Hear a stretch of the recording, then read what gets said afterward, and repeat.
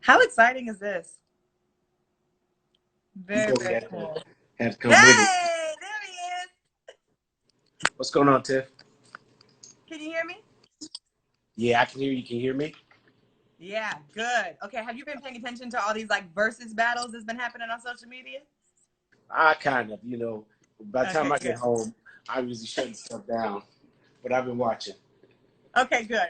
We don't want to Look, have no we Teddy Riley problems going we on. gonna, we gonna hip hop each other, because I can freestyle straight off the Let me tell dome you, if you need to. the person I know I'm never gonna freestyle against is you. You in the pulpit will go ahead and like Old there'll be school. lyrics that I'm like, I don't even know that song. I'm an old school brown sugar kid, Came up, I was memorizing hip hop, stopping it on the album, rewinding, pushing the tape to record it off the radio. So yeah, that's my generation. I love it. See, I do that now, but with songs that probably I wouldn't be singing on Instagram Live, What's your show say? Oh, I love it. Biden. See. Oh, okay. There we go. Yeah. There we go. There we go. I think. Wait, is your Wi-Fi on? It is. Turn it off. Turn off. All right. Yeah, because you want to use your data. I'm excited.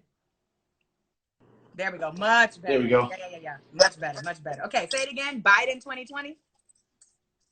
Biden, yeah, 2020, as in Biden. I'm glad you broke that down for people. Last thing is, I've been watching this "Can I Push It" series on Tuesdays, Pastor. Yeah. I make 2 points. One, I make it a point to get there before you so that I could jam out to the tune that they got. Yeah. Can I push the intro, it? right? Can I push it? I love it.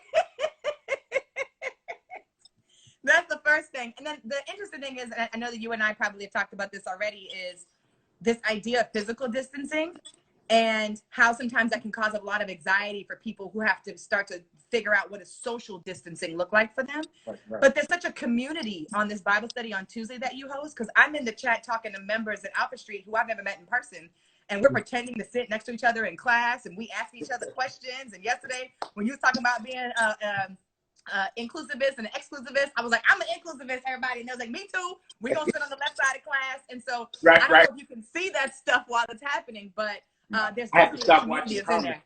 I don't watch comments because sometimes, people come and I'm not the best at restraining myself from coming back at folk. So in order to be pastoral and Christ-like, I don't watch the comments. I just that's probably good for all of us. Yeah. That's good for all of us. That's good. That's good. And this is your first live. Actually it is. And I'm excited. Like I get to be on with you. Well, I'm honored. I told my mom I was going to be somebody when I grew up.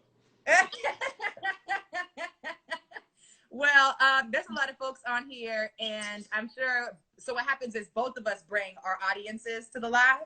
Okay. So there's some folks who don't even know who you are because they come from my side, and then there's some folks who don't know who I am who come from your side.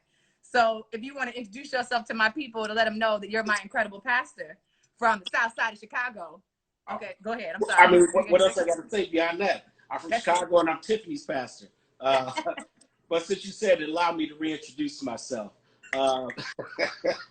So I'm glad to be on Howard John Wesley. For the last 12 years, I've had the joy of being one of the senior servants here at the Alpha Street Baptist Church in Alexandria, Virginia, where God's just been doing an amazing thing, building upon the heritage we have and attracting those who believe that there's this merger between faith and social justice. So the fact that Tiffany would call me her pastor is probably one of the greatest honors I could have of what our ministry is all about, making certain that we're not just reading Bible and praying, but we're trying to change the world right outside of our doors. So, I'm glad to be on with you tonight.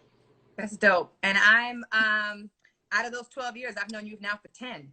And I think you've already heard this story already, but when I first moved to DC from California, a homegirl of mine who later got fired from my job invited me to come to the midnight watch service for New Year's Eve back in 2011. Okay. And that was my first service at Alpha Street, was the watch night service for New Year's Eve, because I didn't have nowhere else to go. I'm in DC by myself. I said, well, I guess I'm going to go praise the Lord with y'all. And I said, I'm going to go to. Huh? You got in? Oh yeah, I got in. Oh, I didn't go to overflow. I was up in the front because she was one of those folks who knew better. She was like, we got to get there at least 45 minutes before. We passed the line and everything, and we sat inside. I say back in 2011, those were some hard seats to get. I know. And I've made it my mission not to be in overflow. And I know we're gonna grow the church and everything. And I was like, I'm not sitting in overflow. But to what you were saying, you know, being an activist in this work, and then also being a believer in the body of Christ, that sometimes is funky waters for people, right? Like merging the two. And when I came to Alpha Street that time years ago, and I heard your sermon, and I heard about how you always make sure to bring in the real life situations, right? Everything that I experienced Monday through Saturday, I know when I go to church on Sunday, you're going to talk about it. And sometimes I worked at jobs that didn't acknowledge the trauma and the reality of what I was living in as a young Black woman in America. But I know I can go to my church family and we'll have that conversation there. So now I work at the NAACP, as you know, as the National Director of Youth in College. And it's so much of my life because it's my job. Let me ask you this to start off our conversation. I know that it's muddy waters. I'm not all into the politics of the faith. I'm into politics of Black people. And I know that's murky. What moves you to make sure, as a leader of our congregation, as a leader in the community also, what moves you to make sure that you bridge those two conversations? Why do you feel like that's necessary for you to do? A couple reasons. One, I think it's at the heart of what it means to be a Christian. I mean, we have sometimes so spiritualized our walk that we become no earthly good. You know, my dad used to have the saying, you're so heavenly minded, you're no earthly good. And, you know, my reading, so first of all, my scholarship in reading has always pointed me more in a political understanding of faith. So at Alpha Street, you'll hear me say, you know, Jesus died for our sins, but he was killed for politics. Like, he made political stances that led him to be crucified as an enemy of the state. Jesus was not crucified because he said, love your neighbor. Jesus was not crucified because he said, pray without, continue to pray. Jesus was crucified because he began to challenge systems of oppression that were working against the people God wanted to see freed. So one, I think it's the heart and trying to reclaim that. Two, I think the history of the Black church is one of a prophetic nature that's been lost over these last few years. I would track it actually beginning in the late 80s with the rise of the prosperity movement, when the Black church became detached from social justice issues and began pursuing this prosperity gospel of, name it and claim it, and monies and private jets, and all that became the face. And as a result, there are many in your generation who walked out of the church, because that was a church that was trying to build wealth, but not trying to save communities. But beyond that, I think for me, it's my own personal trauma. What I can't do is detach myself. And these headlines affect me, especially as I'm raising two boys now. So the trauma that Black people experience, I experience intimately. I feel it. I'm on that bridge of the one who says, I'm tired of praying. I want to go do something. I'm angry. I'm mad as hell. I want to do something about it. And faith has helped me put that in the productive mode. And I believe that the same way I needed it, other people in church do as well. I think the challenge for me is twofold. Don't chase every headline. Otherwise every service is going to be, some new issue here or there. And then recognize that we have a difference of opinion within the church. So then my job is not to try to be an expert on a political matter that I'm just a novice at, but just raise the issue and make certain that people are thinking. Not thinking what I think, but just make sure that they're thinking, so that I respect that on any given issue, if there are three of us in the room, there could be 5 different opinions. That's right. Do you get pushback already? You already get pushback because you had to address it last night on the... You addressed it last night. I was like, oh my gosh, how many emails did he get? I've never sent an email. But I know you get pushback as a faith leader. There's some folks who are so conservative, right? And they want to keep that conversation about social justice, racial justice, economic justice outside of the church. How do you address or deal with pushback from your own people? Yeah, and we do get it. I get I didn't come to church for this. I see this Monday through Saturday. I came to church to be isolated from that. And, at some point you have to master who you really are and be authentic. And this is authentically who I am. And I'm at peace with the fact that that's not for everyone. Alfred Street is not for everyone.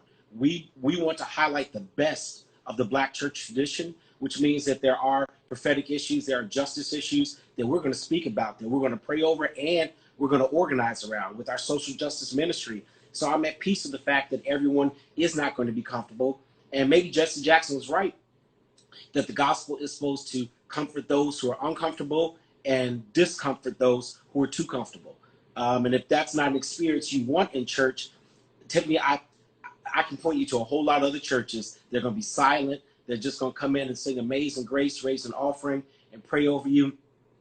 And if that's what you want, praise God that there's something there for you. But if you also want an experience of being challenged and changed, I think, we try to offer that in our church family. Absolutely. Yeah. And you say the we, and I want to emphasize the we, because the we is everybody that comes to that church. How many people go to, I keep saying 6,000, 8,000. How many people go to Alfred Street? I mean, we don't those numbers, those are all deceptive. So how many people will go to the church? Well, before this pandemic, I would have told you it was right around 9,000, because that's where our actual membership. But in this virtual space, we've had the opportunity to build relationship with 25,000 over this season. So for me, church is no longer brick and mortar. It's no longer, oh, you signed the piece of paper or you give. It's that you consider yourself in relationship with us wherever you may be around the whole wide world. And so now I won't even count those numbers. Now it's just about providing quality relationships with the people who decide to connect with us, whether it be virtual or when we open the doors of the church again, walk back into the building.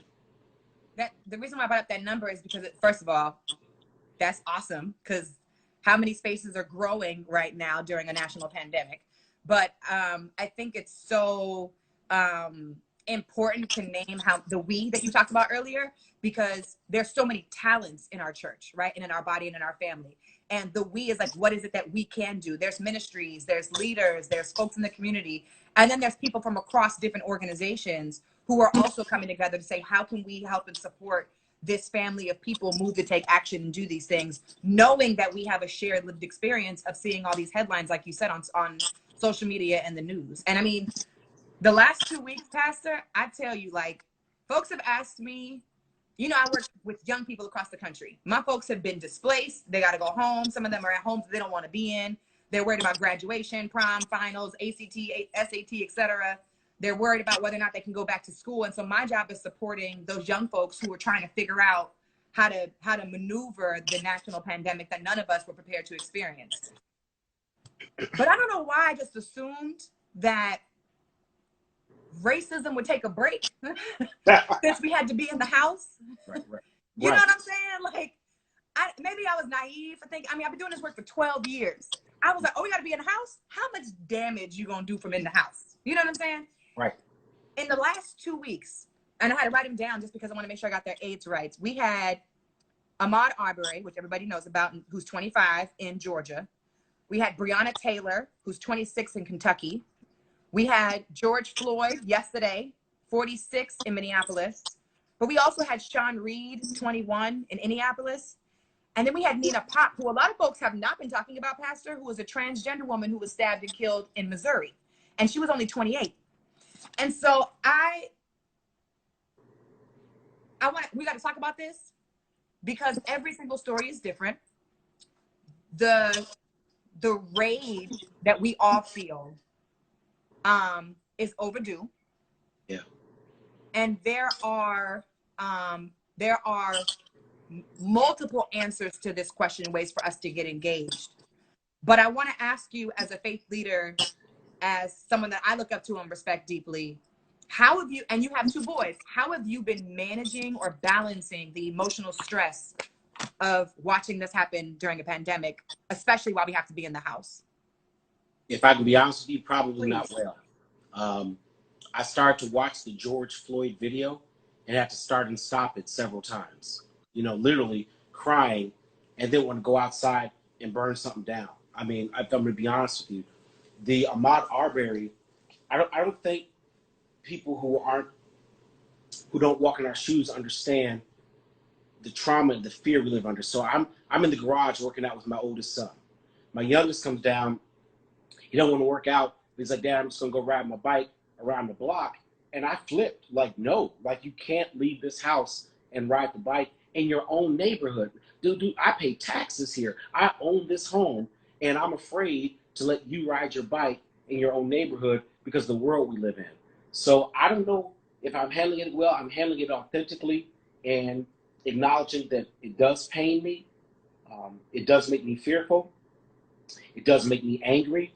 And realizing that all those have to come together in some way in the message that I stand in the pulpit and proclaim, to balance faith in a God who's always been just, and also a God who empowers us to be part of that justice in the world. So one of the things I'm clear on is that the church can't solve everything.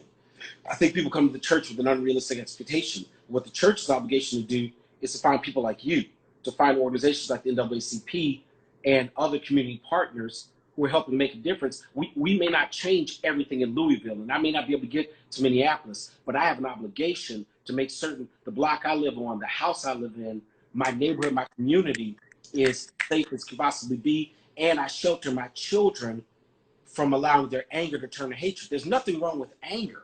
It's when it becomes hatred that it becomes self-destructive and communally destructive. So let me ask you this. How are you handling Wait, before you move on, I know you're about to ask me a question. Hold on, because we got to get to this.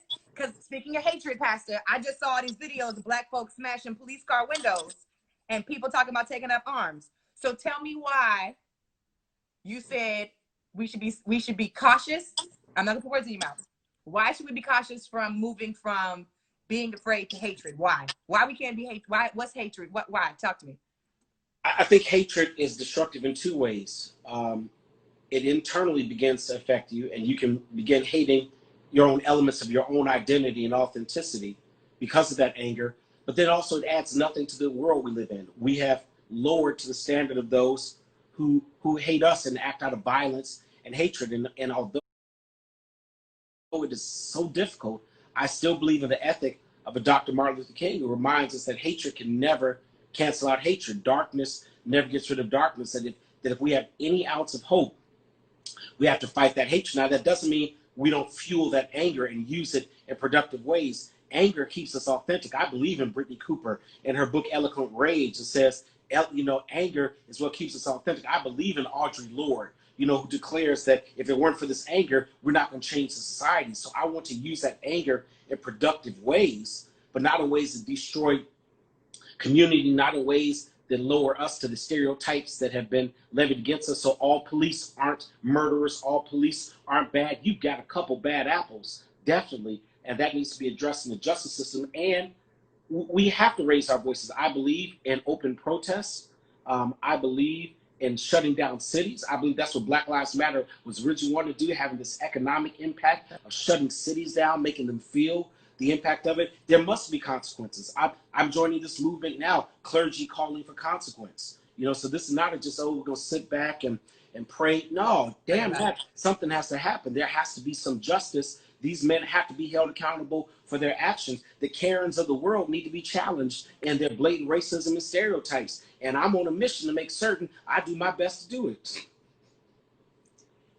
I'm just saying, Listen, I was thinking today, if I was around in the 60s, I don't know if I'd be a preacher. I may have been in the nation. Look, Pastor, I'm reading, this is probably right on time for me. I'm reading Huey P. Newton's Revolutionary Suicide. I said, yeah. I don't know if I would have been a Black Panther just yet, but I've been leaning. I've been trying to figure this stuff out for real. Yeah, I don't know all the complexities, but there's some areas that make sense of, a community saying, you're not just going to come in here and kill us. That's right. We're going to take care of our own kids. We're going to feed them, and we're going to protect our women and our families, right. and that protection. We do have the right to bear arms. I don't recommend it. I don't believe that leads to any safe environments where everyone's walking around armed and ready to shoot. But I get the idea of saying, I want to protect my home. I want to protect my community. I want to protect my family, and challenging people to broaden that community beyond the four walls of their own house.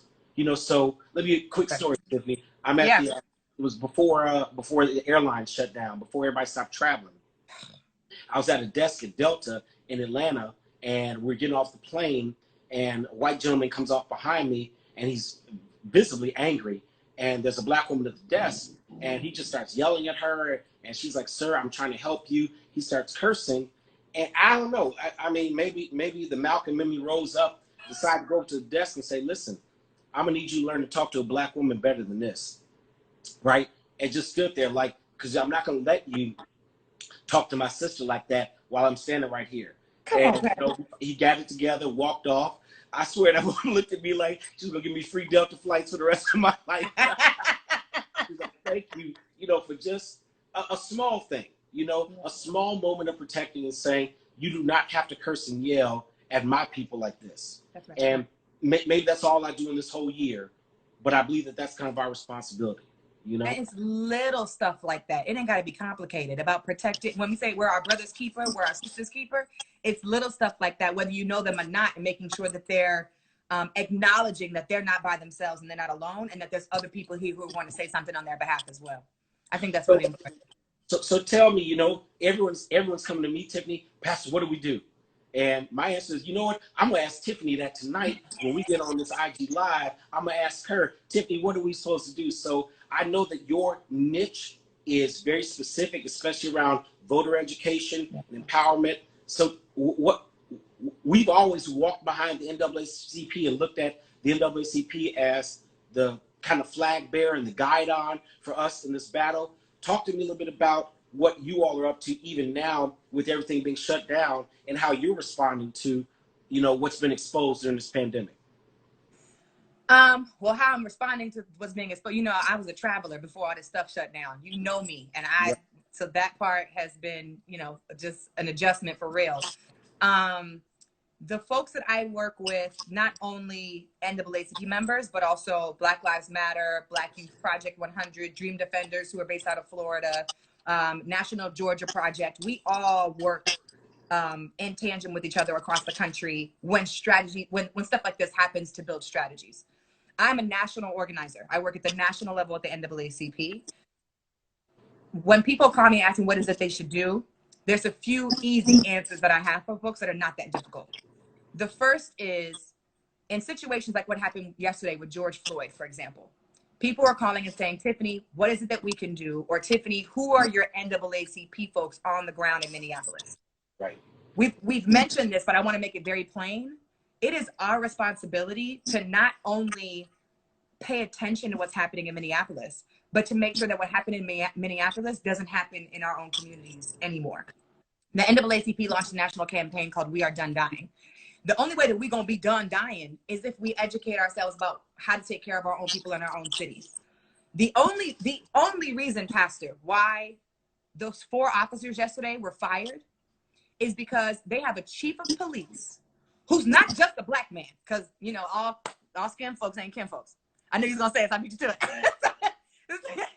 No, all skin folks ain't kin folks. So just because he's black doesn't mean anything. But he has been in relationship for a very long time with the Minneapolis NAACP, with the Black Lives Matter in Minneapolis. They have a relationship. Last night, he called a phone call super early this morning with all of our local leaders on the ground. And he had a conversation and said, what do y'all think? And faith leaders too. And he said, what do y'all think we should do? And they was like, well, y'all need to fire these 4 officers immediately, because leave with pay is not good enough. Right. So they had a press conference and they fired him. But to be clear again, unless we know in our cities who our chief of police is, unless we have a relationship with that person, and if we can't build a relationship with that person, it's our job to replace that person with somebody who cares about the community.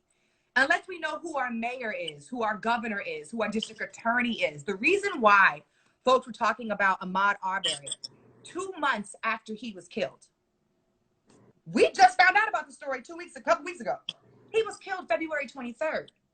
The reason why we're having that conversation now is because the district attorney did not do what she was supposed to do and filed charges to get those men who had murdered him in cold blood in the streets and put them behind bars. She didn't even touch them. But that's because the district attorney, that's their job. The people don't know who the district attorney is. And so now they're having an election to replace the Georgia NAACP is running a campaign to replace her. So when people ask me what is it we should do, my first response is, are you leading in your own community? Right? Because I don't need Alpha Street to pick up and move to Minneapolis to solve what's going on. My pastor, my boss, Derek Johnson, the president of NAACP, says all the time, don't be ambulance chasers. Don't chase every ambulance that comes around you, right? It's essentially the same thing you said earlier. And so our job is to make sure that in the city of Virginia, in the state of Virginia, in the city of DC, in the state of Maryland, we get our own communities and our own backyards in check. Do we know who our folks are? Elections are happening right now, so we all have a choice on who those leaders are going to be over the next couple of years. The second thing that I do and I tell folks is people want to protest, people want to sign a petition, people want to fundraise, people want to go for a run, people want to do rallies and marches, etc. Pastor, that stuff can get really repetitive and it can become very overwhelming because sometimes when I feel like I'm marching, I don't feel like I'm making a difference. When I feel like I tweet, I don't make a difference. When I change and put the hashtag, I don't make a difference. What brings me comfort when situations like this happen is first asking myself, what does the family need in this moment? Okay. Because we're ready to respond and say, let's fire the senator, let's get the police chief, let's fire the officers, et cetera, et cetera. And those things might be in line with what the family wants. But I've seen time and time again where the family wants to see justice and the community's voice is asking for a different justice when we actually need to reconcile how we support the family because they're the people who have lost a loved one to police brutality and gun violence and white supremacy. You see what I'm saying? Right. That takes the pressure off of people like us because then we don't have to make those choices for them. We have to educate the family and say, what is it that y'all need? Here's the support you can get. You might need fundraising unfortunately, for the funeral services. You might need legal support. I was working with Shakisha Clemens, who was dragged at the Waffle House 2 years ago. And she needed legal fees for her court case because she was about to go to jail. We fundraised money and she needed $12,000. We got her $20,000. So simple stuff like that. But it's not my job to say, here's how we're going to solve every single one of those problems. What I got to make sure as a resident of District of Columbia is make sure that doesn't happen in my community, on my block, in my hood, in my apartment building, at my church, down the street, etc. And then support the local communities and follow in line with what they want us to do and the family wants us to do to support those people. And I think that takes the pressure off of all of us. Yeah, I love that idea of building those relationships a priori before this happens to be so that Alfred Street, we know our chief of police, there's a relationship there and we can go directly to him and speak about these issues beforehand. To be certain that we do know who the district attorney is. You mentioned it. Most people don't know the district attorney is where the real swing of justice begins. They're the ones that make a decision on who's going to be indicted, who's going to be charged, who's going to be plea bargained, and who's going to walk away. It's really not the police; it's the district attorney. That's where the failure for justice really begins, and that's an elected position, right? So one of the things I think frustrates me is that we have this sometimes mass. We're going to get to that in a minute with this P. Diddy stuff. We get this mass push around presidential elections, not realizing for all intents and purposes, your president doesn't affect your local community in any way, shape, or form. Your Congress people do, your local government does, your local officials, and we bypass those midterm elections. We don't cast the votes for district attorneys for these positions, and everybody's get Trump out, get Trump out, get Trump out. That doesn't mean anything if you don't have a police chief like you have in Minneapolis, right? So I really want to press, as a pastor, involvement in all elections in all forms. Tiffany, if they let me vote on the dog catcher, I'm going down there and casting my vote on who the dog catcher for Alexandria can be, right? Because that's how much I want to be involved. I'm not going to sit back and then be mad because there are too many dogs running around when I had the opportunity to vote for the dog catcher, right? And we let it go.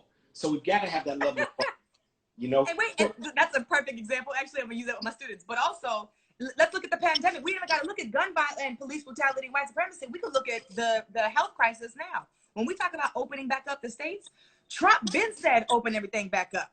It's up to your local leaders to decide how they're going to take care of, support the community. And those are the folks that you're going to elect. And not only how they're going to take care of the people in the community during the pandemic, Pastor, but also what the elections are going to look like considering the pandemic. Because a lot of stuff deadlines have changed. They don't want people to come in person to the polling places. You can't request your app. The voter registration deadline has moved. They moved, I think it was 13 states had moved their elections. But Trump don't make those decisions. Those are the folks in your local area, in your local community. So you're absolutely right. One of the things, Tiffany, I hope that you will help me do And if you won't, you put me in the right direction.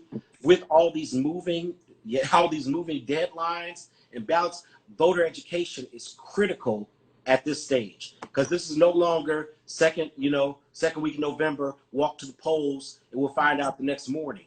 This is kind of nebulous. There's a lot of, and we thought we had problems with voter fraud and voter identification and challenging voter rights. Imagine what's going to happen now.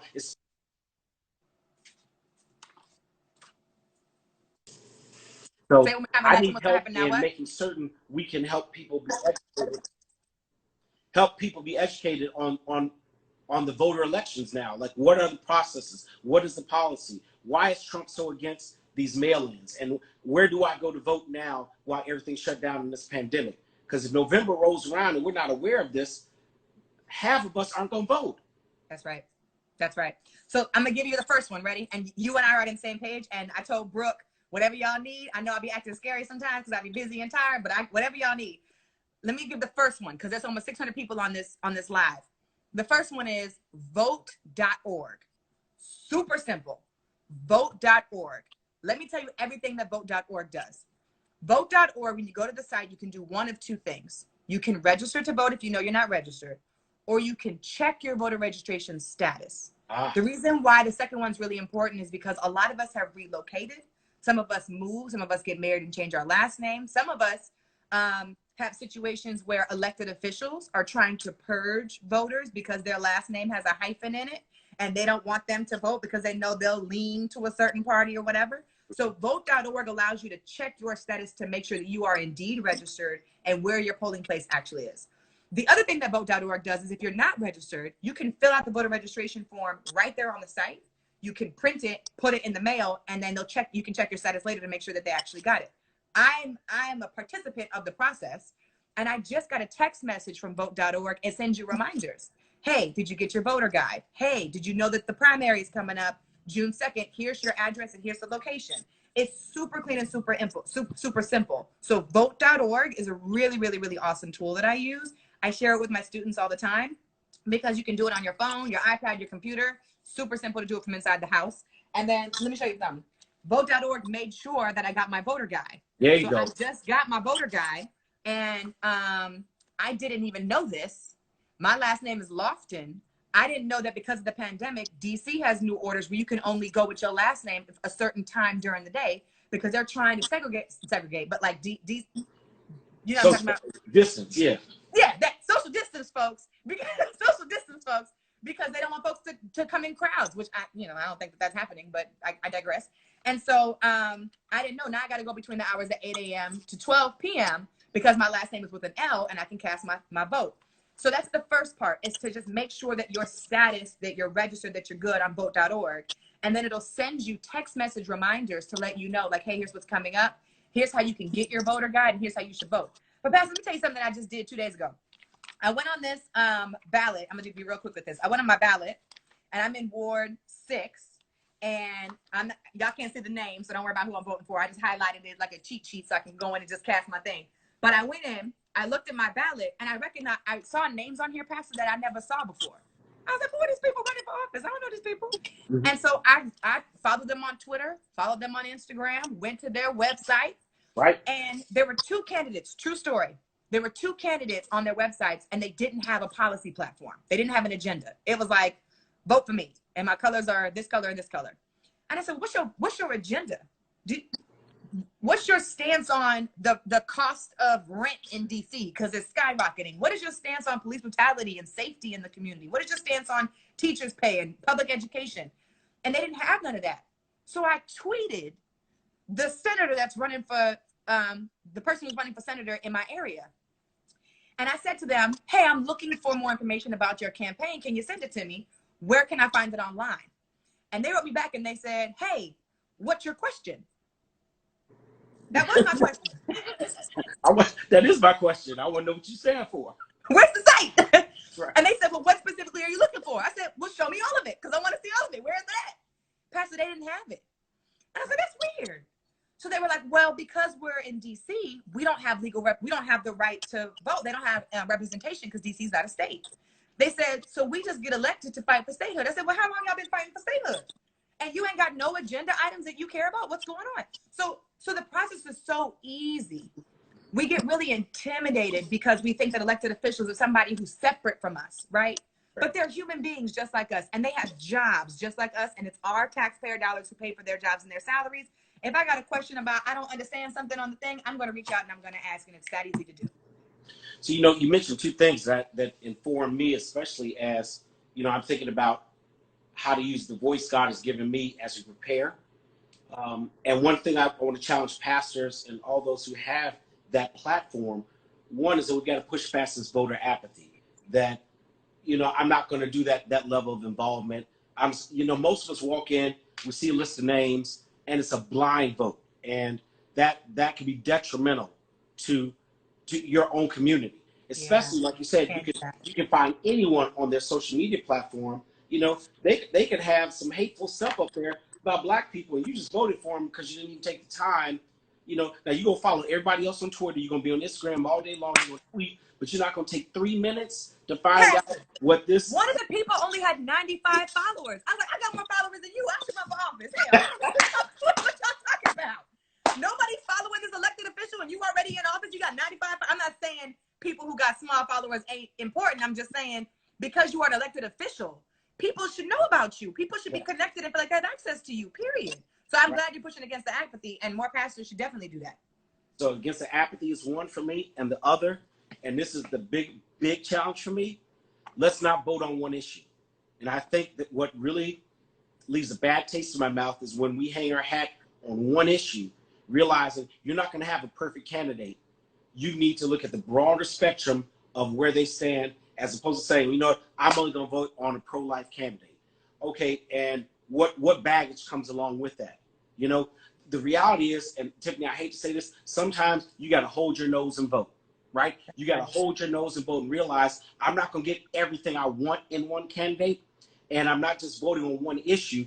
I'm voting on what I believe is in the best interest of my house, my family, and my community, and not limiting that to even one issue, even if it just be color, even if it just be, party politic, even if it just be pro-life, pro-choice, gun law, whatever it is, broaden your perspective beyond simply one issue so that we vote what's in the best interest of our communities. And you see, but I want people to pay attention to this because people miss this because it's so easy for you and I to explain it this way, but it's so important. Folks have been fighting, and we'll talk about that in a little bit. Folks have been fighting. We ain't gonna have enough time for it. People have been fighting, Pastor, about this whole Joe Biden piece. And I'm not ignoring the Joe Biden piece, but I want to name something that's really important about how you just explained how you show up to the ballot box. You're not showing up to the ballot box because one candidate has everything for you. You're showing up because you're voting on behalf of the community, the people, the families, the people who can't vote, the people that actually lives are being affected by the legislation. You're showing up with your own agenda. And if we all showed up in that way with that lens, I'm not coming for nobody else I'm coming for me and my people, I think more people would turn out.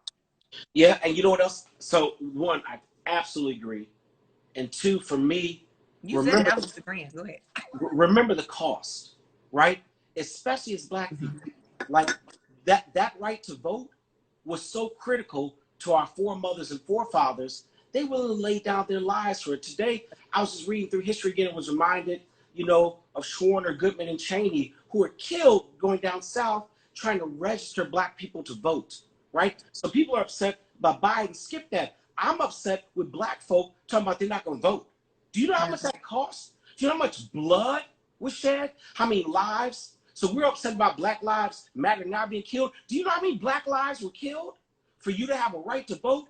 And you have the audacity to sit yourself at home. You have the audacity, Sean Combs, to talk about you going to hold the vote. I was about to ask you. You got a lot of nerve, man. You are disrespectful to the history of Black people and our suffering in this world, and have detached yourself from our legacy and our story, talking about you're not going to vote unless you get promises from a president. First of all, presidential promises don't mean jack, brother. Trump, he had the nerve to quote, we knew what Trump stand for. He was going to build a wall. One, that never happened. Two, was that even a good idea to begin with? Right? So you don't vote on a president for promises. You vote on principles, right? Of what you want to see leading the nation. It's your local government that's going to affect your community. But any black person who stays at home and doesn't vote, let me plagiarize Joe Biden. You ain't black, right? You ain't black. If you're going to deny what my mothers and fathers did for you to have that right, then you ain't got to hear it from Joe Biden. You can hear it from me. Sorry. What you sorry for? You know, this ain't the pulpit, so I can say what I want to say. We are in the comfort of social media. This is Listen, I was gonna ask you how you felt about that, because that right there was so. And my problem was I have so many people across the country who listen to him, and he knows the power of his platform. So that ultimatum was so problematic for me. I like what you said. If you ain't black, I mean, if you're not voting, that means you're not black, because you don't understand how, one, not only did our foremothers and foremothers sacrifice so much for us, but also, two, what that means for you to have agency to change your community. Pastor, people always talk about police officers not getting convicted because of the district attorney, right? Or going to getting arrested. But the second part of that is the Constitution says you should be judged by a jury of your peers. What happens in this situation is we do not register to vote. We don't check our status. Then we don't go to jury duty. Won't go to jury duty. How you want the officers to get convicted if it's a bunch of white folks? Excuse me. If it's my this part is my page. That part is your page. I can say what I want on my page. Okay. The following opinions are those of Tiffany D. Dawkins. These white people. You said Karen earlier. I can totally say white people. So the white people, they're getting to serve on their actual juries, and they're not convicting the officers. They're looking at people like you and me, and they say, that person guilty, that person dead, and they can go ahead and walk free and go back to work. And unless we understand, somebody asked me this, Pastor, they said, well, Tiffany, we need to get white people on our side. I said, white people ain't never been on our side. They ain't never gonna, not in the masses that we want. We got allies, of course. But for me, it is a political strategy to say, how do we convict the officers? The answer is simple. If you're not registered to vote, you can't get on your jury. How you gonna convict the officer? Right? And you know what I love about this? You know what it takes to hang a jury? You know what it takes to sway a jury? One. All it takes is one who walks in there and says, I ain't buying that. Right? One brother, one sister on that jury panel can deny the criminalization of black and brown that has already preceded the mindset of some who are sitting there and look at the victim and go, they deserved it. Why all of a sudden did we had the video of Ahmaud for 2 months, right? The minute they want to criminalize him, they show a video of him walking in an abandoned house that hadn't been built, and that thing came out in 2 days. The criminalization of black and brown to persuade the mind, and then we're not in the room where the verdict even comes down. It takes one. And if you're not voting, if you're not registered, you're not on jury, right? You become part of the problem. And I have a problem with this holding the vote hostage, not only because of the cost and the disrespect to the history, but a failure to see that this president is dangerous, right? This president is dangerous because of the culture that's been emboldened. White privilege has been emboldened in a way under Donald Trump that we have never seen before, right? This mindset that this is our nation, you don't belong here, and you know what I'm gonna do? I'm gonna call the police while you're filming me and tell them an African-American man is threatening my life, right? That type of mindset was always in the closet. It's out. It's out. So you're right, this pandemic, it didn't shut racism down. It exposed the racial depravity of the United States of America. I moved, Tiffany. Franz Fanon has this book called Faces at the Bottom of the Well. And part of his book, and what he argues is that race is an inextricable part of the fabric of American society. You're never going to get rid of racism. It's built into the very DNA of the United States of America. He ends this book with this great story about an election. Allow me to give you the brief of it. He says aliens come to the United States, and aliens say, listen, we've got everything you all need. We've got unlimited resources. We've got a cure to every disease. We will bring world peace. But what we're missing is melanin. We need melanin because our people are dying. And so there's this thing about, should we vote to get everything we need for melanin, which of course means we want all your black people. Yeah. So everyone's like, no, we can't do that. We won't do it. And then Fannin makes the argument that the people were allowed to vote from home. And the minute they were allowed to vote from home, the real them shows up and they vote black people off the planet immediately. Because when you are isolated and you're not in the public, you can hide.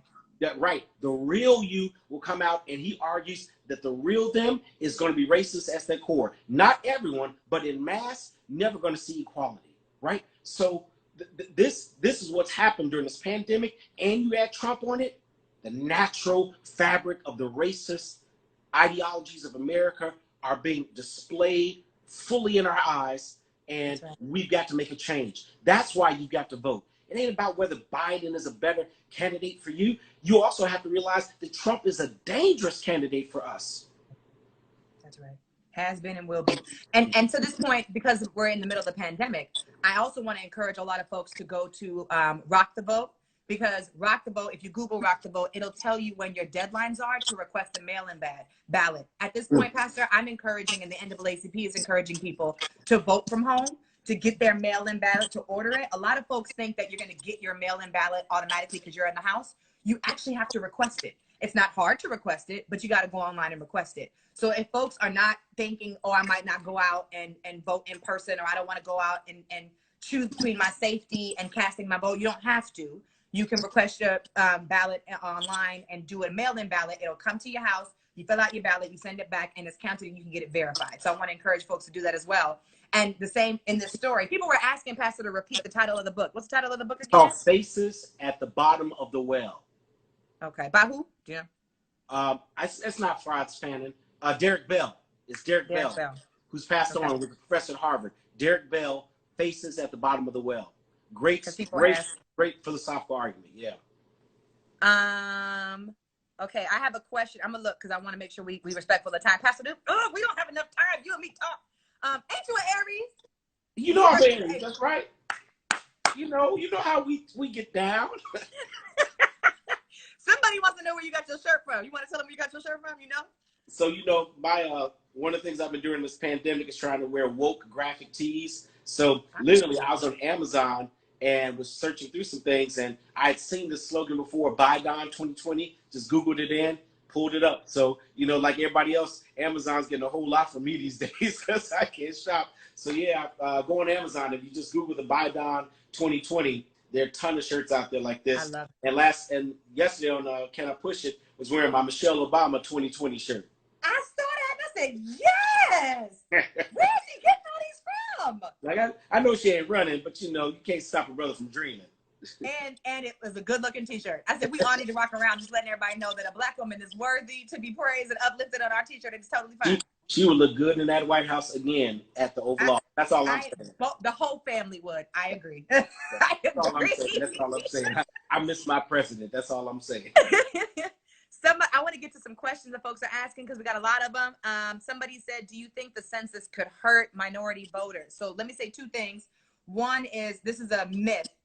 Folks don't know this, but you don't have to wait until you receive your census envelope with your code on it in the mail. If everybody goes to 2020census.gov and you type in your address, it'll automatically give you your code, and then you can just fill out your census and ask you for a couple of. Did you fill out your census yet, Pastor? Oh, I already did. I sent mine back before April 20th. Me too. Good job. Good job. I knew you were supposed to be on this live with me. And so you do your first name, your last name, your address. It'll ask you for your phone number in case they have questions. It'll ask you how many people are in your household and what their ethnicity is. Period. That's it. Done. Everybody's worried about, as they should be, 60 million people unemployed during the pandemic. 60 million people. I think we are barely touching 100,000 people who have lost their lives to the pandemic. When we ask these questions around what states get what resources, because some states have been impacted harder than others, the answer is the census. Yep. So folks, I need y'all to go on 2020census.gov and fill out the census real quick so that Black folks especially can get counted. People are saying the census is how you get communities resources that we need. That's absolutely right. And then there's another question, Pastor, that says, Pastor, somebody said, is there a voter education ministry at Alpha Street Baptist Church? That comes underneath our social justice ministry. So when I've got the notes down. I got vote.org, rockthevote.org, and 2020census.gov. Trust me, social media, our social justice ministry pushes that out, and of course with all of our members. So let me tell you something that's a little bit different about Alpha Street, how committed we are to this. I've been speaking to some of my leaders, and I'm pushing it in our as we continue to grow in this new season. But when you join alphastreet.org, we are asking you flat out, are you certain you're registered to vote, right? And you want to join us, that's fine. Make sure you're registered to vote. I want to make it a requisite so that anyone who's eligible to vote, who joins this body of Christ, is already registered to vote. That has to go hand in hand. Faith and voting, hand in hand. So yes, voter education, we'll have some probably webinars and online, sharing some information you share with us, making sure people know how to track down their, look at their candidates. We'll probably do a voter education around what's in Virginia, what's in Maryland, what's in DC, just so people are fully aware, but definitely want to empower our congregation. And I want to be able to say one day that 100% of our eligible voters in our church family did cast their vote. And went out to the polls and did what they were supposed to do. I love that. And I am all on board for helping to support all of the efforts to make sure that those classes happen. Can remind folks about, oh, somebody just asked this question. You already answered it. So can Alpha Street remind folks to vote, realizing different deadlines, and complete the 2020 census? So let me really quickly give some folks some quick numbers. So if you live in DC and in Maryland, y'all should know this already, but if you don't, I'm telling you, June 2nd is our election day for the primary, June 2nd. So that's next Tuesday? Next Tuesday. Mm-hmm. Next Tuesday, June 2nd. But then that's for the primary. So right after the primary, if you miss the primary for whatever reason, or you move back to DC because you're relocated during the pandemic, you have between June 2nd and October 13th to register to vote again for the general election, which is November 3rd, right? So there's 2 elections this year, primaries, general election. There's 2 seasons of registration, but there's 2 voting days. One is this Tuesday and one is November 3rd. If you're in Virginia, the deadline to register is June 1st, which is this upcoming Monday, because y'all's, where you live in Virginia? I'm in Maryland. Oh, okay. I'm about to say y'all. Okay, so you over here with me. So Virginia's folks, their voter registration day, their voting day is June 23rd. So ours is on the 2nd, but theirs is the 23rd. And then they, just like us, have a season where they get to register again between now and November 3rd. So somebody asked the question, where are the different deadlines and stuff? If that was confusing or I lost you, if you go to vote, rockthevote.org, it'll ask you what state do you live in. You pick the state and it'll tell you all the deadlines: mail-in deadline, absentee deadline, voter registration deadline, primary deadline, all the deadlines. So rockthevote.org is super easy to check out. Yeah, we're going to be blasting that over all of our social media and make certain people see it. Shuts from here to the general election. Trust me. I love it. I'm excited. I'm going to put it all on my social media too. And me and Brooke talked about putting it on a Kaya page. If we ask for or receive a mail-in ballot, can we still go in person instead? The answer is yes, you can. Make sure that you go to, who is this? I don't even know how to say your name, KG Love. Mm-hmm. And make sure you make sure that you go to vote.org and check your status also, because it'll tell you which site to go to so that you can cast your ballot, because you can't just show up anywhere and try to vote because they voted fraud and all that other stuff. How do you change your parties? You have to re-register to change your party. What else? I don't know if folks got questions for us. I'm trying to read them fast in the chat. There's a few. Oh, people are asking what's the website. So here's the website. Is that the website? Which is? Our church website, alfredstreet.org. Oh, yeah, alfredstreet.org. Yep. There we go. Just spell it all out, alfredstreet.org. Love it, love it. I want to do 2 more things before we end. This was too fast, but I want to do 2 more things. One is, will the NAACP create a scorecard? We already have a scorecard. DM me and I'll send it to you. I want to do 2 things. One, I know there's a bunch of stuff that Alpha Street is about to do, so I want to give you space and time to tell folks what that is. If there's upcoming, I know we got the Can I Push It series. We're in the wilderness for church on Sundays. I've been appreciating that personally. And then, Pastor, I would really love it if I could take personal privilege for you to close us out in prayer, because there's a lot of folks who I know who are probably watching this live who have been not doing so well during the pandemic. There are folks who are not doing well because social media is overbearing. There are folks who want to take action and want to see the world go into a better place. There are folks like you who are parents who want to make sure that kids are covered and protected in this moment. So I do want to take the privilege of having you pray on my live for us before we close. But are there any other announcements or updates I'm missing that we should talk about for Apple Street? Well, I'm grateful for the opportunity to connect with people virtually. Right now, we know we're going to be shut down into and possibly even through July. That date's probably going to be extended even more.